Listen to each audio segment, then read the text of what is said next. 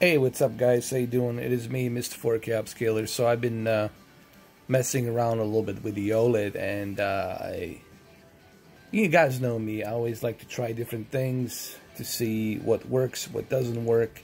I've been messing around a lot with PlayStation Now because I'm using the advantage of that 7-day free trial. Currently, I'm testing out Yakuza. I don't know if you guys know or not, but I'm a big fan of Yakuza. I haven't played the Yakuza 5. I still have Yakuza 6. I still haven't finished Yakuza 6. So I decided to go ahead and check out Yakuza 6. And I have to, let me tell you something really quick. I have to admit that I am really impressed with the performance, the speed, and the quality that PlayStation Now is bringing. And this is why I'm confident that Google Stadia will be able to achieve that 4K 60 with 10 teraflops computers they're going to have built inside their headquarters, whatever that is, in Silicon Valley, okay, or across the nation, the world. But I'm very confident, looking at the PlayStation Now, I'm very confident that the way the games are going to be is everything's going to be as if you have that super hardware, that super 10 teraflops or 20 teraflops console right in front of you. It's going to look like that. It's going to feel like that, like you have the game playing from your hardware onto your TV, except it's not going to play from your hardware physically to your TV. It's going to be playing from somewhere far away, but it's going to feel like you're playing it from your console, you know. Alright, so let me show you some of the settings that I have currently for the OLED TV in terms of using the PlayStation Now and what I recommend for PlayStation Now. So I'm going to go ahead and walk you through that really quick in this video. Alright, so first thing first is I talked about the feature that I'm using here called the game mode. I always use the game mode when I'm playing video games, and that's something that you should use at all time when it comes to the OLED. People ask me, why am I using the OLED? Because guys, the one great thing about the OLED is no matter what content you're watching, no matter what you put onto that television, it's going to give you a good picture quality, and I'm all about the picture quality. Alright, so let me go ahead and let me show you my settings really quick here. The OLED light I kept at 80 because remember, we're not using HDR here. The HDR, it's not going to be playing any kind of role here because it doesn't exist with PlayStation Now as of yet. That all of that could change in the future. But right now you can't take any advantage of that. Contrast, we're left at 95, and the OLED light at 80. Brightness I left at 50. And sharpness I left at 12. I felt that this is very important, that the sharpness should be left at 12 because I want to find that balance, guys. When I'm looking, I want people to understand something on how I work. This is how I work, guys. When I am trying to use my eyes to calibrate something, I'm trying to determine what the content is, what the source resolution of that content is, and how much of that digital outline sharpness do I need. But in order for me to determine that, I have to spend a lot of time looking at the television, looking at the content to determine what would be the best sharpness level. And in my honest opinion, I think sharpness at 12 is the most suitable for the PlayStation Now. And guys, this is pretty amazing. that we're actually getting this type of a quality from a PlayStation 3 game onto the OLED with this type of quality, and leave the sharpness at 12. Color, you want the color to be in the middle, you want the color to be at the 50, so I left the color at 50. Color temperature, it's something that I felt, I know I said warm 15, but honestly guys, I think with this one we can go to 23. Warm 23, it's going to give you that nice balance temperature. It's not too yellow, it's not too cold blue, it's not too sepia, it's just that right amount, okay? And this really looks amazing. As a matter of fact, right now I'm looking at this. You guys probably would tell me, dude, I don't believe that you are actually streaming this. Well, I hate to bring you some breaking news, but I am, as you can see. And this is why I choose OLED over the QLED, because when I do a QLED video, you will not get this kind of a picture quality that you're getting here with the OLED, okay? Here you're getting picture perfect deep dark levels, every and each pixel it's emitting by itself, so no matter what kind of content you're putting into it, it's going to look the best. Alright, so color temperature, I left it at warm 23. OLED light at 80. Contrast at 95. Brightness at 50. Sharpness at 12. Color at 50. And you never mess around with the tint, you leave that alone. Now, something else I want to show you here. Go to the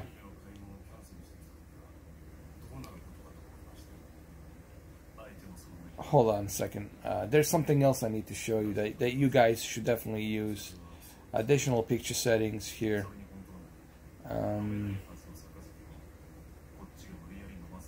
Here, I'll show you in a minute. You have to scroll down and click on picture options. Click on picture options. Also make sure that you use noise reduction to medium, because you are playing a PlayStation now.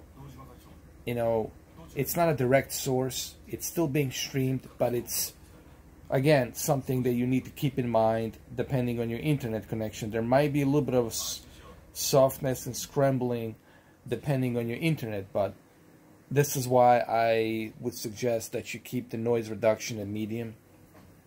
Your MPEG noise reduction, keep it at the medium, so that your video signal, in this case streaming signal from PlayStation now, is going to be much smoother. This is a very important part. The black level, you want to keep your black levels at high, because you are using a OLED, and OLED has the best possible black digital levels out there, so keep your black levels at high. I've been using a True Motion. Listen guys, I'm really impressed with the True Motion, with motion flow that A9 chip, the Alpha 9 chip, it's giving us here, okay? Trust me, this is very smooth. I've been watching a bunch of movies, I've been playing a bunch of games, and the LG's A9 chip does a fantastic job when it comes to motion flow. Yes, even better than Samsung. How do I know that? Because I do have a Samsung. It's right there, guys. It's right there. That's how I know. Okay, for those of you who are new, who don't know my channel, that's how I know. And feel free to use the True Motion here. Looks really good. And these are the settings that I'm using, and they honestly look really good. Here's the Yakuza 5, and I think this video speaks for itself. Look at the quality, man. Look at this. It looks as if you're playing this straight from PlayStation 3. Even though I have a PlayStation 3, there it is. But the thing is, I'm not using my PlayStation 3. I'm using my PlayStation Now, which is right over there. The reason I'm showing you this because for those of you who are skeptical, who think I'm trying to pull some tricks, there's no tricks here. What you see is what you get.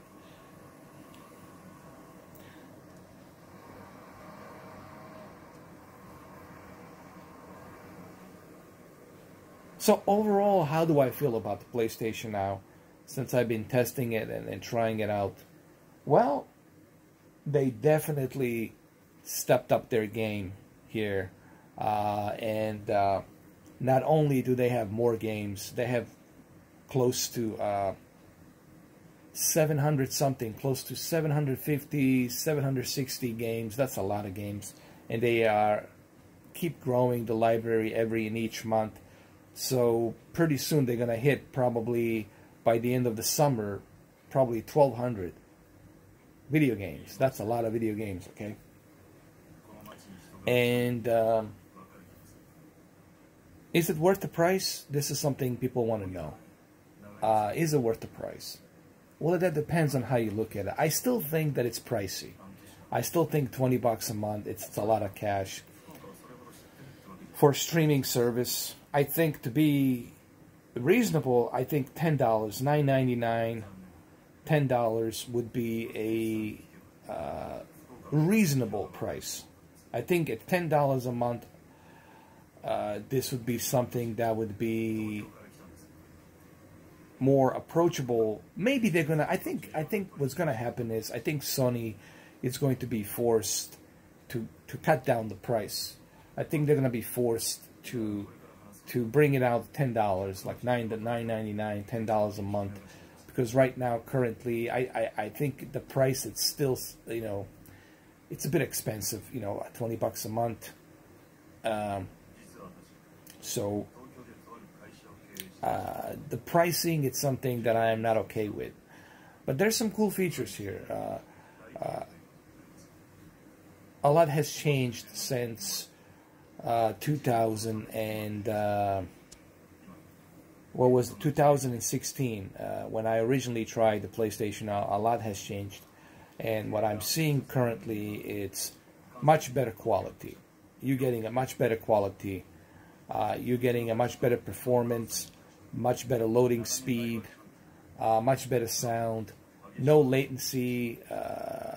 Everything, it's much better. And on top of all of that, you're getting the option to download some games, like PlayStation 4 games you can download. So they are giving you that option as well, to download or stream. So they're stepping into a right direction here, okay? It's not totally just streaming with some half-assed, you know, latency. It's nothing like that. They really are putting a lot of effort to bring us a good streaming service. Now, they still have a lot of work to do here. Okay, I want to see a 4K streaming here. I want to see some other features being implemented. I want to see people interacting with the other players, people joining with the other players to play. I want to see a bunch of other different things as well, you know. And I think Google Stadia is going to change all that. I think Google Stadia is going to put that standard, raise the bar by the end of this year. I'm trying to be reasonable here. I think Google Stadia probably will launch sometime in September. That's what I'm guessing. Probably sometime in September, they're going to start launching it, and we'll see.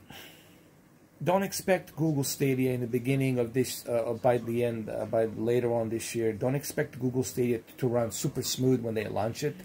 There will be some issues, there will be some problems, but I think 2020, 2021, you will see Google Stadia raise the bar on what they can do, pretty much. But look, guys, all of this stuff that I've been telling you, that video that I made yesterday, where I was talking about the how the physical media is gonna die slowly, and it's dying slowly, guys. Listen, I love physical media. As you can see, I got physical media player right there. I got movies. This is somebody who actually loves physical media, okay? I'm not against physical media. I love physical media, but I'm trying to be honest with you. Look at Nintendo. Nintendo right now, it's doing online cloud service where you click on the game and you can play immediately. You got Xbox Cloud, you got PlayStation, you got Google, and Nvidia is already in it. So this is something that we'll have to accept, that this is where it's going. This is where the industry is going. This is where the gaming industry wants to go. Now, are we going to strictly be playing everything via cloud? I think they're going to give people an option where you're going to be able to download it on a hard drive, and then when you download it on your hard drive, it will prompt you from the server to acknowledge that you have a subscription to unlock the game to play it. They're going to do that. Who knows, man? They might even build well, televisions currently, they have USBs. They can support hard drives, and you can maybe download the games to the hard drive. I mean, there's so many possibilities that I can see happening with the cloud service. And I know I've been kind of talking about cloud service now for quite a while, but the reason I'm telling you this is because you can't see it now. And I know you can't see it now, but these videos that I'm making will have a life of its own. 5 years from now, 8 years from now, if my channel's still up and running, or if this video is being reposted by someone else or whoever, these videos, they have a life of its own. Okay, and that's why I'm making these videos, because I know that this is like me leaving some trace of what I told you basically. You know, I'm not saying that I'm some kind of a gaming prophet or technological prophet. I'm not. But what I'm telling you basically is that this is really not that difficult to see happening. This is just a simple logic. If you understand how technology is moving, and if you understand in which direction technology is moving, it's not going to be difficult for you to see where it's headed. It's not going to be difficult for you to see in which direction this is going. Okay? And that's what I was talking about on my previous video. Yes, we're going to have PlayStation 5. Yes, we're going to have Xbox Scarlet or Xbox what do they call it? Python or Anaconda. I don't even know what name they're going to use. Yes, we're going to have another generation of consoles. But that would be it. The PlayStation 5 and the Xbox new console and whatever Nintendo releases, that will be it, guys. That will be it as far as hardware. They will not invest money onto hardware. It's costing Microsoft and Sony a lot of money to build these consoles. Do you guys understand that? It's costing them a lot of money to build them. And they're not going to waste all their time building a console when they can just simply build an infrastructure and the servers where they can have ability to upgrade their hardware anytime, any day, and they can pretty much have developers work on their unlimited hardware and bring us the best possible state-of-the-art photorealistic games. I think what you guys are going to see by 2028, it's some unbelievable photorealistic graphics where you're going to feel as if you're like watching a movie, like you are in a movie, like a digital movie or something. It's going to feel that real. And we're almost there. Okay? But we still got a long way to go till that. But 2028, it's not going to be that far long off, you know, away from now. It might seem like a far long off away from now, but trust me, time goes by really quick, really fast, and all of this is going to evolve, you know. So anyway, I hope you guys like these settings that I implemented here, and please do try these settings. Please do use them. Let me know what you think. I'm going to be busy on Friday with a live stream of Metal Gear Solid 4. I'm also going to be busy on Friday doing a comparison between Sekiro, The Shadows Die Twice, and the difference between the Xbox One X version and PlayStation 4 Pro version. We'll compare them to a OLED and, of course, the QLED, which is right over there. We're going to do that comparison on Friday. I'm going to do those videos before I do the live stream of Metal Gear. Guns of the Patriots, Metal Gear Solid 4, Guns of the Patriots. Well, there you go. I hope this 22-minute video was informative enough, and also I hope that this video shows you just how beautiful the quality is on something that's being streamed via cloud service. You know, and if this is not a wake-up call for you, that this is where we headed and this is where it's going, then I don't know when it's going to be a wake-up call for you. I guess some people, they just don't want to, they don't want to believe it. Believe me, guys, I was the same way when it came to Blockbuster. I was like, yeah, whatever, Netflix, this little small company back in 2009 or 2008, whenever it was released. Yeah, this little tiny company that started live streaming movies on the Xbox 360. I think they first started on the Xbox 360, on the Xbox Live. I was like, really? This little tiny company is going to destroy the video store where you can walk in, pick up a movie, and watch it whenever you want, and then return it? Yeah, guess what? Well, it turns out that there's no more Blockbuster. There's no more video stores. Unless you go to some, I don't know, somewhere, some small town out there, and they got some private shops, whatever, where they have these private video stores. But guess what? They defeated a giant. A big franchise, Blockbuster video giant. They defeated it. And guess what? Now the Netflix, it's rolling the ball. And right now they're untouchable. Right now the Netflix is just leading. They're dominating. Okay? So things will change whether we like it or not, guys. So, but anyway, there you have it. I hope you guys like this video. And like I said, look at this, man. Looks beautiful. Looks great. There's no latency. I mean, it's really... it is almost as if you are like playing it from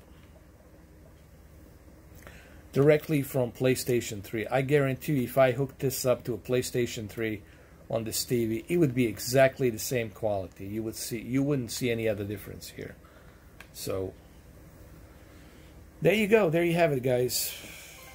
I hope that these settings were informative. And if you have OLED, remember these settings will only work for the OLED. So if you have an OLED, these settings, you should definitely try them out. I think if you try these settings on your OLED, I think you will appreciate the quality. Remember, these settings are only for PlayStation Now. And I've been kind of like trying to figure out what's the best settings. And I think these are the best settings for PlayStation Now. Alright, I know it's a bit of a long video, but sometimes I have to make them long, and they have to be this long. Alright guys, have a good one though. Take care. I'll see you Friday. Take care.